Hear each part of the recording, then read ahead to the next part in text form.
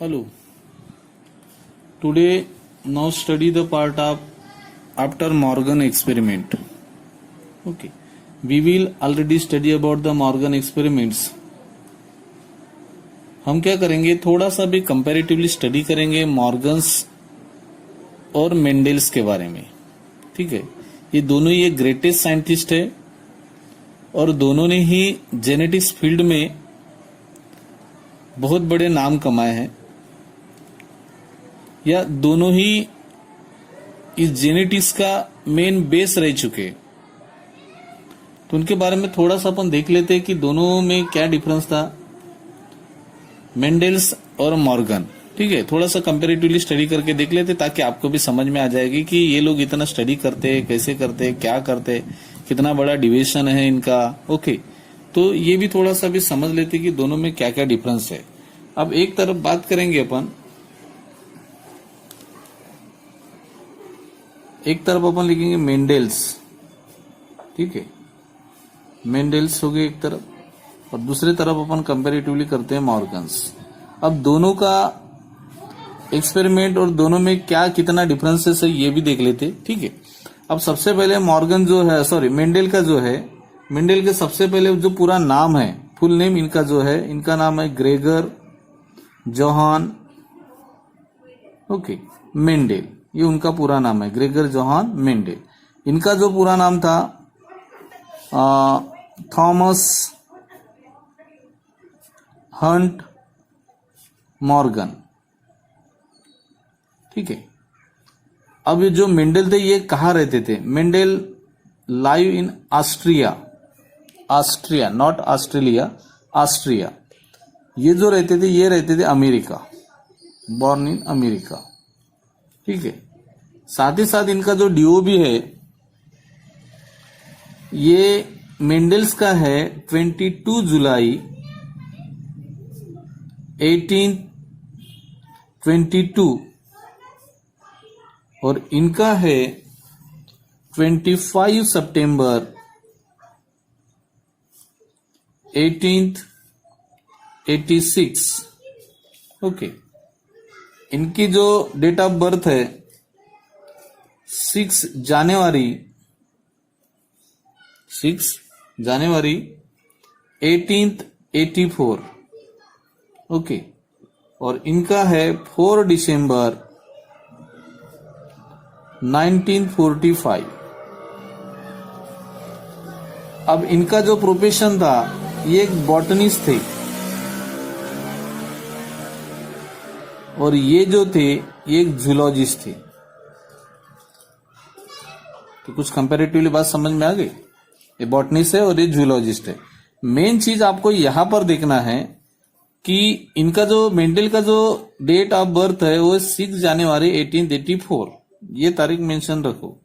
1884 में मेंडल्स मर गए थे. मेंडल्स के मरने के 2 साल बाद 25 सितंबर 1886, 2 साल के बाद मॉर्गन का जन्म हुआ है. ठीक है. मतलब वो बहुत पहले उनका वर्क हो चुका था. उनके वर्क होने के बाद मॉर्गन का जन्म हुआ और उसके बाद कई साल एक्सपेरिमेंट करने के बाद उन्होंने ये अपना काम किया. ठीक है. अब दोनों में आगे चलते डिफरेंस में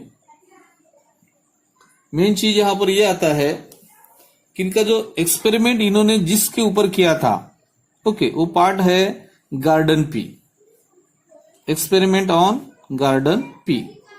उसका बॉटनिकल नाम क्या है? पाइजम सटाइवा. Okay, botanical name. और ये जो मॉर्गन थे इनका एक्सपेरिमेंट कहां पर हुआ? एक फ्रूट फ्लाई. अब इनका बॉटनिकल नेम क्या है? Drosophila melanogaster. इसके ऊपर इन्होंने एक्सपेरिमेंट किया. ठीक है. अब बात करते हैं नेक्स्ट. यहां पर इनका जो फोकस था पूरी तरह से फोकस ऑन, ज्यादातर के फोकस किसके ऊपर था? डोमिनेंट के ऊपर. किसके ऊपर था? डोमिनेंट. ओके. ज्यादातर के मेंडल का फोकस जो था वो डोमिनेंट के ऊपर था. और इनका जो फोकस है वो किसके ऊपर था? वो था पूरे तरफ से रिसेसिव. याद होगा आप सभी को, रिसेसिव. और रिसेसिव कैरेक्टर इन्होंने किसको दिया था? ऑलवेज फीमेल को दिया था, रिसेसिव इज ऑलवेज फीमेल, क्या बना था, फीमेल। मतलब मॉर्गन ज्यादातर के इंटरेस्टेड किसमें थे, फीमेल के तरफ, और फीमेल को क्या रखा उन्होंने, रिसेसिव रखा। लेकिन इधर ऐसा नहीं था, मेंडल ने क्या किया, डोमिनेंट के ऊपर ज्यादा फोकस किया था, ठीक है। अब दूसरी बात, यहाँ पर जो अल्फाबेट इन्होंने सिलेक्टेड किया था, ठीक है, अल्फाबेट कैसे इस्तेमाल किया इन्होंने, अल्फाबेट का जो इस्तेमाल किया था, अल्फाबेट के बारे में बात करेंगे। यहाँ पर दोनों थे, capital as well as capital and small alphabets are use. और यहां पर इन्होंने क्या किया था, only alphabet use a small letter, कौन से लिए थे, स्मॉल लेटर, ठीक है। और दूसरी और एक बात, जो सिलेक्टेड अल्फाबेट थे वो किसके लिए थे, डोमिनेंट थे, selected alphabet from dominant trait, किसके पास से, डोमिनेंट ट्रेट के पास से। यहां पर ऐसा था क्या, नहीं, यहां पर जो सिलेक्टेड अल्फाबेट थे, सो सिलेक्टेड अल्फाबेट फ्रॉम रेसेसिव, किसके पास से लिए गए थे, रेसेसिव के पास से लिए गए थे। तो ये कुछ डिफरेंस आपको समझ में आ गया दोनों में क्या था। उसके बाद साथ ही साथ इन्होंने क्या किया था, इनके जो एक्सपेरिमेंटल जो थे ज्यादातर के, सबसे पहले मेन बात तो यहाँ पर आप लोगों को पता है, मोनोहाइब्रिड, डाइहाइब्रिड, ये जो सब चीजें थी ये किया। मेन बात यहाँ पर क्या किया इन्होंने, प्रिंसिपल ऑफ हेरिडिटी बताया, प्रिंसिपल ऑफ हेरिडिटी, याद है आपको, ये उन्होंने बताया था प्रिंसिपल ऑफ हेरिडिटी मेंडल ने। साथ ही साथ उन्होंने क्या बताया था, लॉज ऑफ इनहेरिटेंस के बारे में बताया, लॉज ऑफ इनहेरिटेंस। ये इनका बेसिक जो था, जो फाउंडेशन था, वो किसने रखा था, मेंडल ने रखा था। यहां पर इनका क्या था, थोड़ा सा इनके बारे में, मॉर्गन के बारे में भी देख लेते। मॉर्गन ने अपने एक्सपेरिमेंट में क्रोमोसोमल थ्योरी, जो अपन लास्ट में पढ़े थे अभी, क्रोमोसोमल थ्योरी, ओके, साथ ही साथ क्रोमोसोमल थ्योरी ऑफ इनहेरिटेंस कहेंगे, क्रोमोसोमल थ्योरी ऑफ इनहेरिटेंस हो गया। साथ ही साथ प्रिंसिपल ऑफ लिंकेज,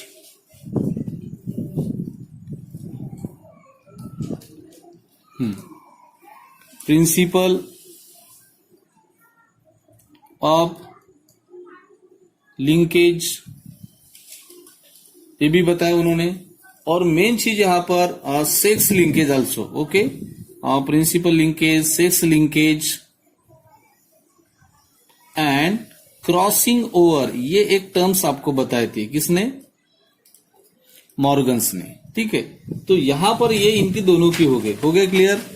यहां दोनों में क्या है कि अंतर ये है, इन्होंने क्या किया, मॉर्गन्स ने एक की रोल्स रखा गया, ओके, की roles from Morgans in the genetics field, okay, but in that case यहां पर जो था इन्होंने, it is called as the pioneer of the field of genetics by Mendel।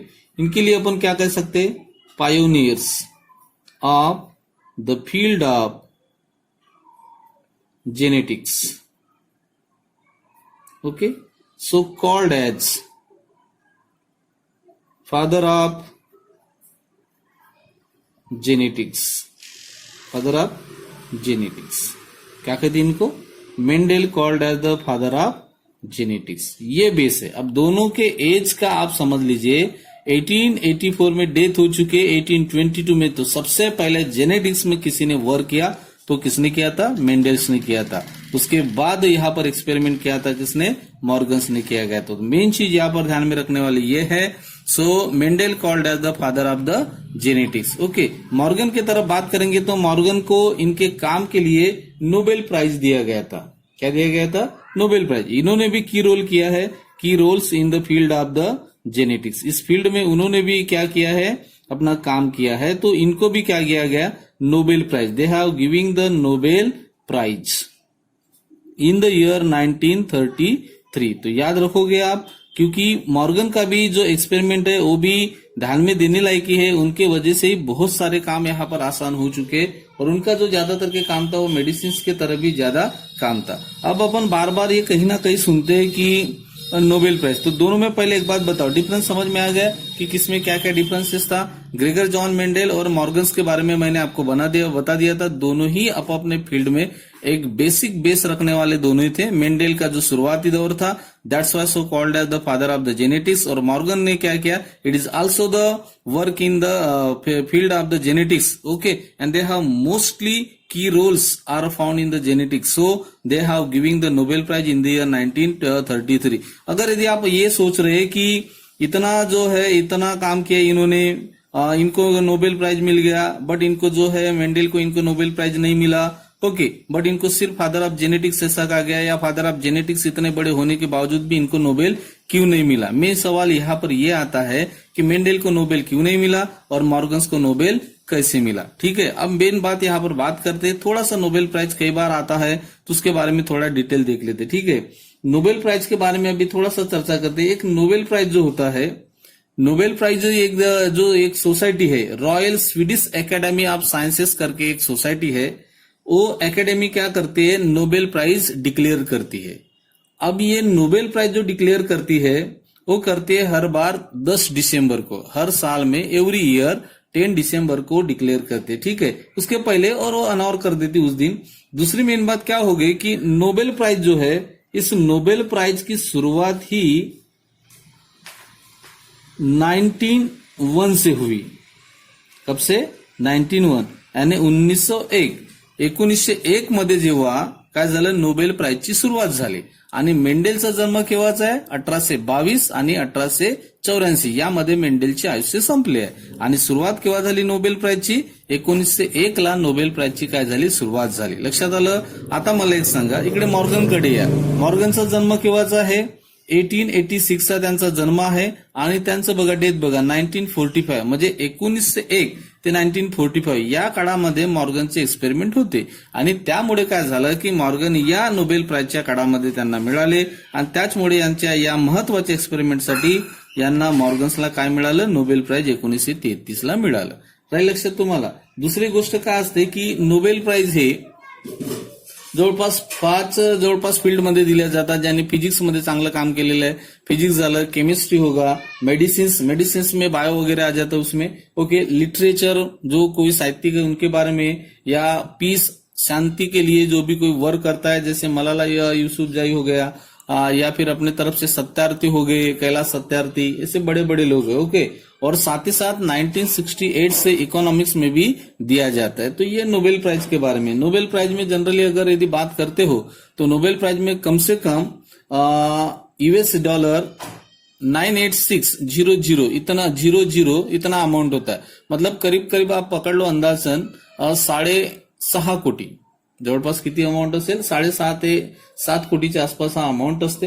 त्याचबरोबर एक मेडल दिला जातो, एक डिप्लोमा दिला जातो, त्याचबरोबर अशा पद्धती। पहिला नोबेल प्राइज आहे हा फ्रेडरिक हेनरी या व्यक्तीला, फ्रेडरिक पॅसी या व्यक्तीला सुद्धा मिळालेलं होतं। भारताकडून नोबेल प्राइज मिळवणारे जवळपास 1913 मध्ये नोबेल प्राइज रवींद्रनाथ टागोर यांना मिळालेला होता। त्यानंतर भरपूर असे आहे ज्यांना नोबेल प्राइज भारताकडून मिळालेले आहे। रवींद्रनाथ टागोर होता, CV रमन यांना मिळालेलं होतं, जे आपल्याकडे नागपूरला रमन सायन्स आहे ज्यांच्या नावावर, त्यांना सुद्धा नोबेल प्राइज मिळालं। आणखी एक महत्वाचं म्हणजे हरगोबिंद खुराना, हे नाव आपल्या जेनेटिक्समध्ये येणारच आहे, त्यांनी सुद्धा खूप मोठं काम केलेलं आहे। तर त्यांना सुद्धा 1968 ला नोबेल प्राइज मिळालेलं होतं। नाव लक्षात ठेवायचं, हरगोबिंद खुराना, ओके। त्याचबरोबर मदर टेरेसा आहे, यांना सुद्धा मिळालं। सुब्रमण्यम, खूप सारे असे नाव आहेत, लक्षात आलं? तर या सर्व व्यक्तींना काय झालं, नोबेल प्राइज आपल्याकडे भारतातील लोकांना मिळालेलं आहे। ठीक आहे, तर ही झाली नोबेल प्राइज। नोबेल प्राइज मिळणे जगातील सर्वात मोठा सुपरिस्ट व्यक्ति असा समझला जातो। महत्वाचा मुद्दा, मतलब मेन बात यह है कि दोनों में आप कंपेरेटिवली बात समझ लो। मेंडेल को क्या नहीं मिला, नोबेल नहीं मिला, क्योंकि उस समय नोबेल प्राइज देना था ही नहीं। ठीक है, नोबेल प्राइज की शुरुआत कब हुई थी? 1901 में नोबेल प्राइज की क्या हुई थी, शुरुआत हुई थी। ठीक है, तो ये बात यहाँ पर दोनों में आती है। मेन बात यह है कि मेंडेल्स को फादर ऑफ द जेनेटिक्स कहा जाता है, और इस तरह से अब दोनों में कंपेरेटिवली आप देख सकते। तो हो गया क्लियर?